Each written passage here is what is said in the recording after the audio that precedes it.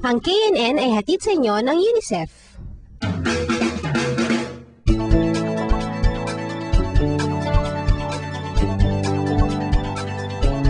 Alam niyo ba kung para saan itong mga pictures na to?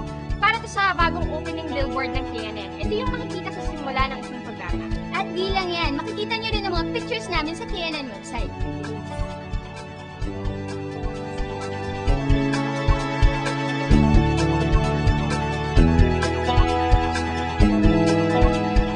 At ito naman ay ipapakita sa atin ng Davao Bureau sa kanilang unang report. Ikaw naman kasi, you keep running away. Ngayon ko lang naman ginawa to You'll do it again. Ang ipapakilala sa atin ng Davao Bureau ay mga kabataan na parang KNN reporters din. Sila ang nagsusulat ng script, umaharap sa camera at nagsushoot. Pero ang ginagawa nila, mga pelikula. Panoorin natin ito.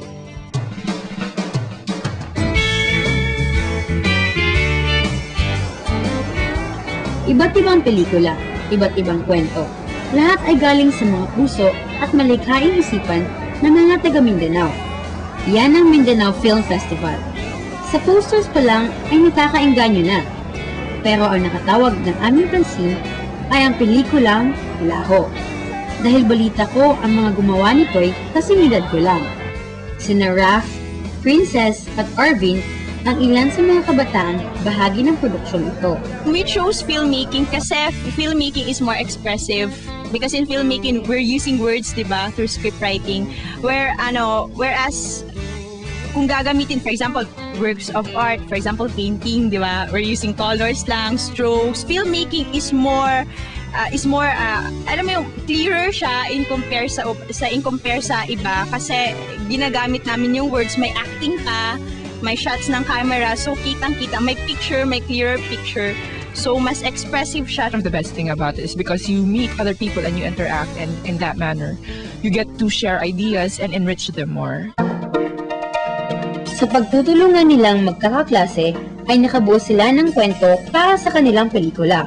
We sort of brainstormed for a couple of hours, and then we came up with the story. 4 a.m., na-shock ako kasi nasa bahay ako, nag-internet ako, nag-text sila, tapos na daw nilang script. Wow, ang galing naman! Nakagawa agad sila ng kwento sa loob ng isang araw.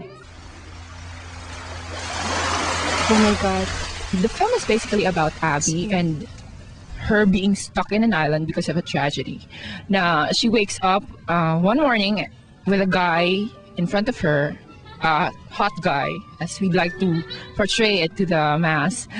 And from then on, their relationship starts, their flirtation starts, and then it sort of escalates into this really weird climax about her not wanting to be, not being able to love other people, not being loved, not feeling loved by other people. But on a more deeper level, we wanted to show Abby as everybody. It was universal. Akala ko, dahil buo na ang istorya, ay diretso shoot na. Hindi pala. Then week after week, updates kami, meetings, polish yung script. After na finalize namin yung script, yun, storyboard na. At tulad sa ibang trabaho, nagkaroon din ng konting problema, lalong-lalo na nung nagsushoot na sila. Tapos, yun, sa actress, yun, it was Patricia Alinio yung first choice namin. Pero yung first day of shooting, nag-back out siya. Leading lady pa naman, nag-back out sa araw mismo ng kanilang shooting. Ang remedyo? Si Princess, na isa sa mga writers, ang inihirap nila sa camera. Diyan ako masaya, so tawa ako ng tawa during the shooting. So, tapos nahihirapan sila sa akin dun sa mga scenes na kailangan may human contact, intimacy, mahirap yon, pinaghirapan ko yon. Oo. Nagwawala muna ako bago ko ginagawa ang isang eksena. Pagka may mga masyadong intimate yung mga scenes, pinapawisan ako. Kung ang artista na, scriptwriter pa ay nahirapan din ang production designer. Kasi kailangan, gustong-gusto nila ng scriptwriters and ng director naman dyan yung butterfly. Importante daw yun. So naghanap pa kami doon sa island ng butterfly.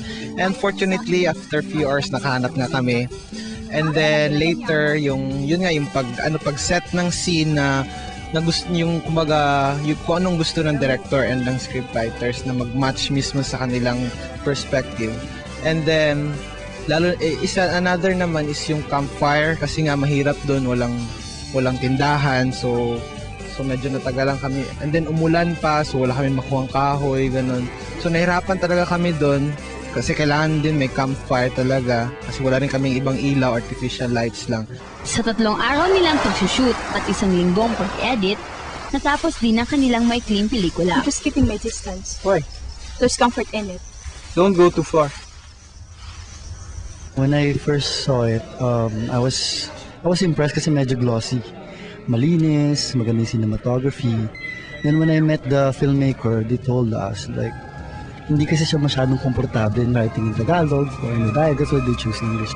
Kung may chance lang talaga, it would have been better kung it was in the dialect talaga. Kahit na may mga bagay na dapat nilang pagbutihin, magandang simula ang pagsali sa mga ganitong festival ng mga kabataan. So yung mga filmmakers, simulan mo and then huwag kang makontento ron. Tuluyan mong mag-aral, tuluyan mong pag-aralan ang language of film and the grammar of film and try to discover other works not of your own. Manood ka ng pelikula. Huwag kang padadala sa iba. Pero lagyan mo ng sarili mong signature ng style mo. And I guess it's a matter of dedication. At para sa mga kabataang nakilala namin, mahalaga rin ang pagtitiwala sa sarili. But to those teenagers who dream of becoming a filmmaker someday, yung masasabi ko lang is, do not be afraid to express yourselves. You must always do your best in everything you do. I mean, you should be confident. You should believe in yourself and believe in your skills and the talents that you have. And always trust in God.